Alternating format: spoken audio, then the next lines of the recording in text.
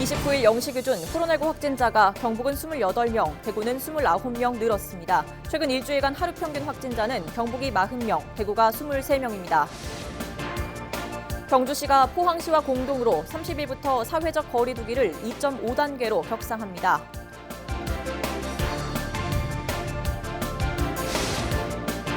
정부가 코로나19로 어려움을 겪고 있는 자영업자들에게 최대 300만 원의 3차 재난지원금을 지급하기로 했습니다. 하지만 효과에 대해선 벌써부터 회의적인 목소리가 나옵니다. 2020년 올 한 해를 뜨겁게 달군 지역의 이슈들을 살펴보고 있습니다. 오늘은 코로나19 여파로 달라진 일상과 교육계 상황을 짚어봅니다.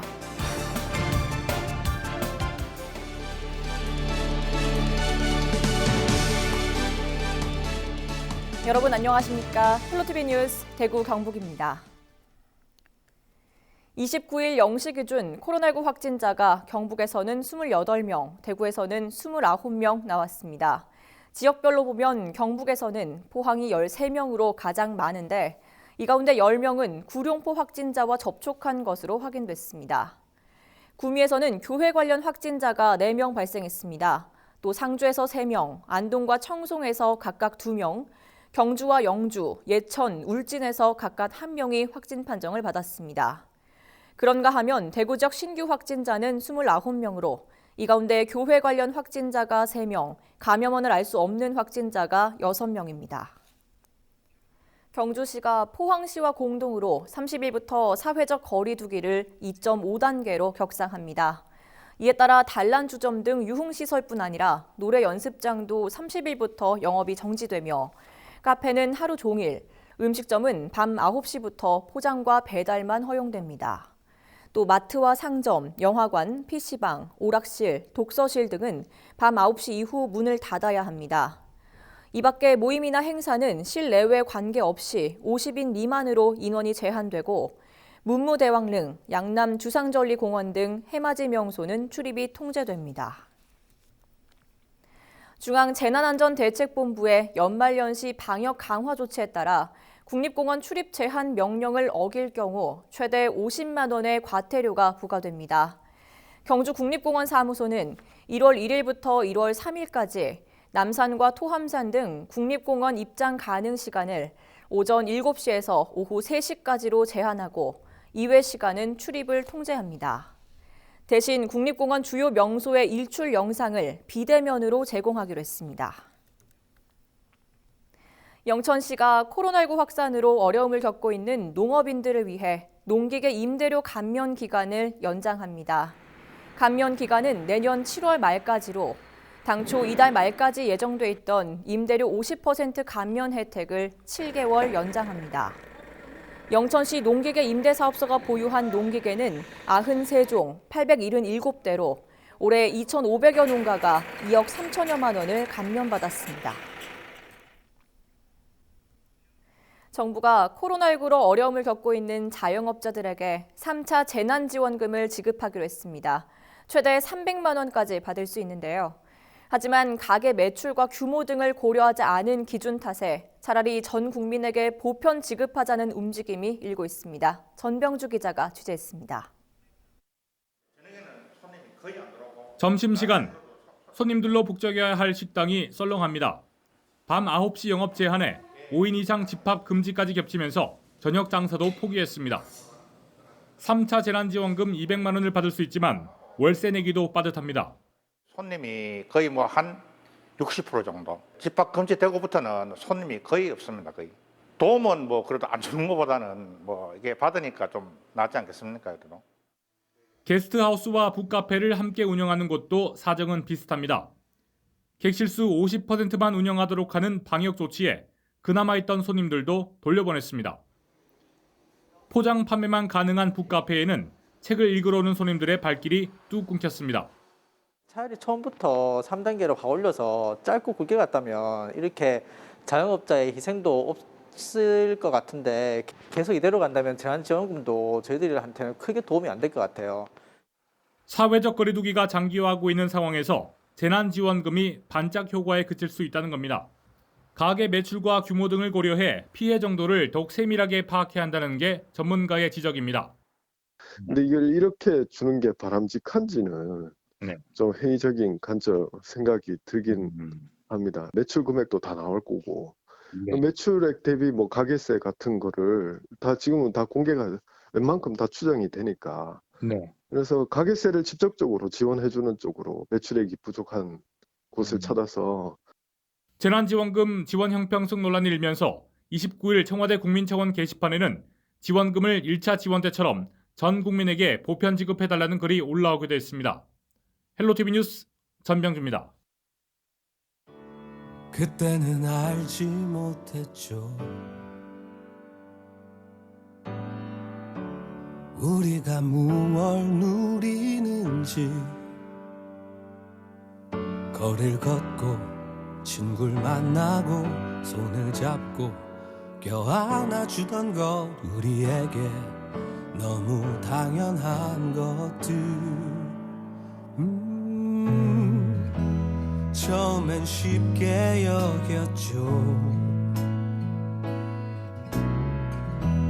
금세 또 지나갈 거라고.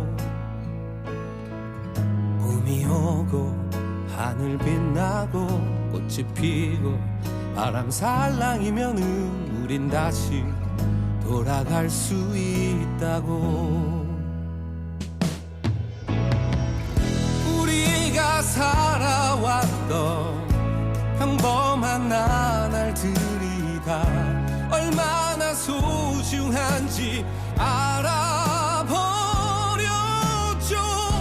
당연히 끌어안고 당연히 사랑하던 날 다시 돌아올 때까지 우리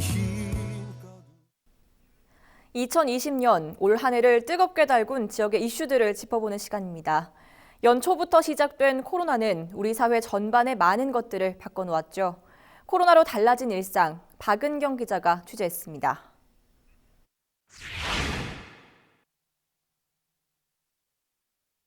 코로나19 유행 이후 가장 달라진 건 마스크 착용입니다. 미세먼지가 심각한 날에나 쓰던 마스크는 한여름 푹푹 찌는 더위에도 헬스장에서도 심지어 결혼식장에서조차 반드시 착용해야 하는 필수품이 됐습니다. 요즘은 마스크를 안 끼게 되면은 상대방한테 전하는 그 때문에 걱정이 아니고 내가 환자가 될까봐 싶어서 그게 불안해가지고 무조건 끼고 다니는 게 원래 원칙입니다. 그게. 가는 곳마다 체온을 재고 출입 명부를 작성하는 것도 이제는 자연스러운 일상입니다. 언제 어디서 누가 감염돼도 이상할 것이 없는 상황에 많은 이들이 오가는 장소는 보다 정확한 접촉자 파악이 필수기 때문입니다. 특히 확진자가 발생했을 경우는 정확한 접촉자 파악이 방역을 좌우할 수 있기 때문에 이렇게 어딜 가든 수기 또는 QR코드로 출입 명부를 작성하고 있습니다. 비대면이 화두로 떠오르면서 온라인 시장은 급성장했습니다. 통계청에 따르면 온라인을 통한 쇼핑 거래액은 올 한 해만 12조 원에서 14조 원으로 2조 원 넘게 늘었습니다. 특히 코로나 2차 대유행 시기였던 9월 당시 배달 음식 매출은 전년 대비 91%나 증가했습니다. 차에 탄 채 주문을 하는 드라이브스루도 대세로 자리 잡았습니다. 커피나 패스트푸드뿐 아니라 회나 농산물도 차에서 사고 파는 진풍경이 벌어졌습니다. 이렇게라도 이제 판매할 수 있는 방법을 여러 가지로 고민을 해주시니까 너무 감사드리고 이런 걸 기반으로 해서 앞으로 판매 방식도 다양하게 지금 고민을 많이 하고 있습니다. 축제나 공연 등 문화예술은 나홀로 집에서 감상하는 시대가 됐습니다. 다양한 효과를 더한 화려한 무대는 랜선을 타고 안방까지 전달됐습니다. 물론 관객의 부재에서 오는 공허함은 아직 대체할 수 없는 과제로 남아 있습니다. 예술의 특징이, 특히 공연 예술의 특징은 현장성, 집합성입니다. 그런데 집합 금지를 해버리니까 사람들이 모이지를 못하니까 그 업무 자체가 뭐 거의 완벽히 차단됐다고 볼 수가 있죠. 예비 신혼부부는 수차례 결혼식을 미루고 장례식장에선 마지막 가는 길을 애도하는 것도 쉽지 않은 요즘. 평범하고 당연했던 일상을 하루라도 빨리 되찾는 법은 스스로 생활 방역 수칙을 철저히 지키는 것뿐입니다. 헬로티비 뉴스 박은경입니다. 코로나19는 올 한 해 교육계에도 엄청난 파장을 일으켰습니다. 사상 유례없는 4월 개학 사태에 수능마저 연기되는 등 교육 현장은 1년 내내 혼란을 겪었습니다. 이하영 기자입니다.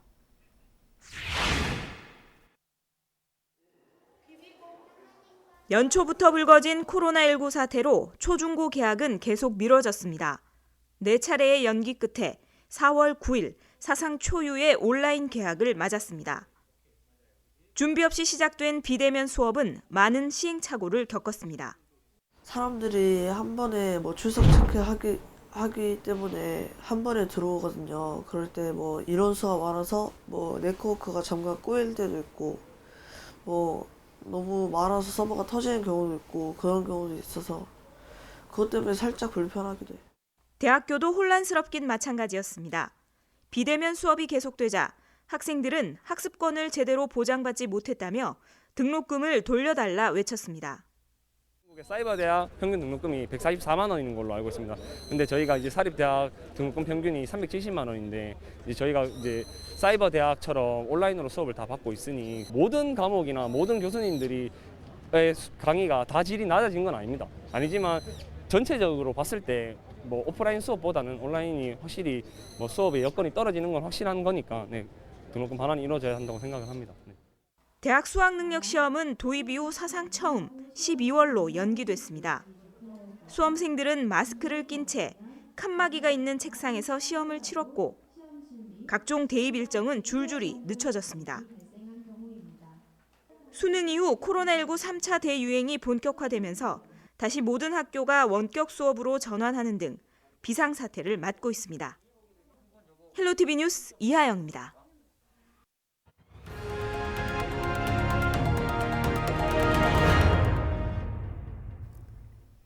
연말연시 전국적으로 강추위가 찾아올 것으로 보입니다. 올 겨울 들어 가장 강한 한파가 될 전망인데요.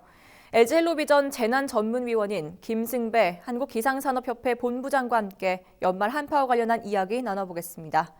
네, 먼저 이번 연말연시 기습 한파, 기온 어디까지 내려가겠습니까? 1년 중 추운 때를 지나고 있거든요. 요 지난 며칠 동안 이례적으로 봄처럼 포근한 날씨를 보이는 게 좀 이상적인 날씨였고요. 지금 기온 떨어지는 건 이제 정상적인 그런 한겨울 추위가 다시 나타날 것으로 전망이 됩니다. 네, 그렇다면 이번 추위 언제까지 이어질 것으로 예상하십니까? 이번 추위는 그 다음 새해 초까지도 이어질 것으로 보입니다. 그러니까 1월 6일, 7일, 8일 아침 최저기온이 서울에서 영하 11도까지 떨어지겠습니다. 이번 추위의 가장 기온이 낮은 시점은 31일 정도가 될 것으로 보여서 서울 아침 영하 12도까지 떨어지는 그런 강한 추위가 나타나겠고요. 강원도 산간 쪽은 영하 20도, 또 경기도 북부 쪽은 영하 15도까지 떨어지는 그런 강한 추위가 예상이 됩니다. 그럼 이렇게 강한 한파가 찾아온 원인은 무엇일까요? 북극에서 찬 공기가 이번에 시베리아 쪽을 거쳐서 우리나라, 중국, 일본, 한국 쪽으로 확장해 내려왔기 때문입니다. 그러니까 북쪽에서 강한 한기 세력이 우리 남쪽으로 치우쳐서 내려왔기 때문에 이번 추위가 나타난 것입니다. 네, 강추위가 이어질 경우 건강이나 시설물 관리에도 각별한 유의가 필요한데요. 폭설까지 예상돼서 더 걱정이거든요. 30, 31일, 1일 사이, 이 3일간 사이에 호남과 충청도 서해안 지방, 또 제주도, 울릉도에는 울릉도는 많은 곳은 50cm가 넘는 많은 눈이 내릴 것으로 보이고요.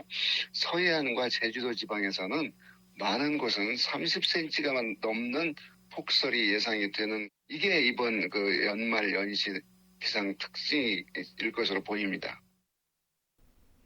네, 오늘 말씀 고맙습니다. 여기까지 듣겠습니다. 지금까지 김승배 한국기상산업협회 본부장이었습니다. 이상으로 헬로티비 뉴스를 모두 마치겠습니다. 시청해주신 여러분 고맙습니다.